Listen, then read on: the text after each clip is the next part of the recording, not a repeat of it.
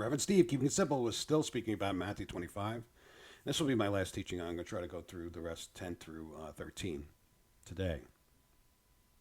But I hope you reread this and get the little nuances in here that Jesus is talking about. That's the most important part, is to listen to the Master. Listen to the Word of God before everybody else, because there is so many teachings out there that deflect from the simplicity of this, that it's laid out.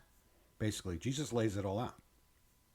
But I want to get into this before, let's read this. But so this is the bridesmaids. They're prepared. 5 are prepared, 5 are not. But while they were gone, so this is the ones that went back, had to go back into the world and buy oil to make it through. It's quite amazing. The first preppers. Not that there's anything wrong with prepping. It's a good thing to prep, I believe, to an extent. I believe if you read back in the churches in the first century, many of them were preppers, and they listened to Jesus to get out of town when Jerusalem was surrounded.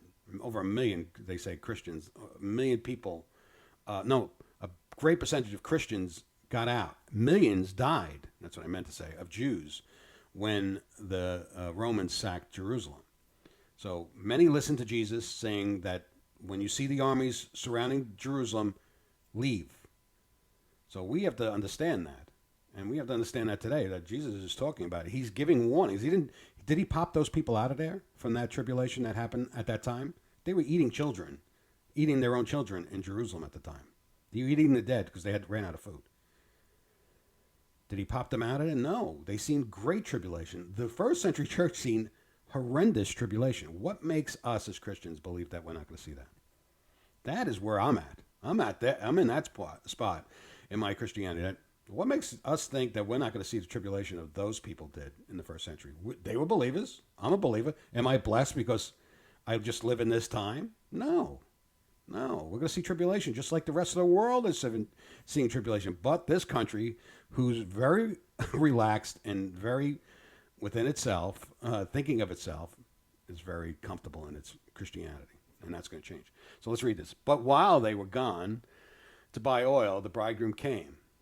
Then those who were ready went in with him to the marriage feast, and the door was locked.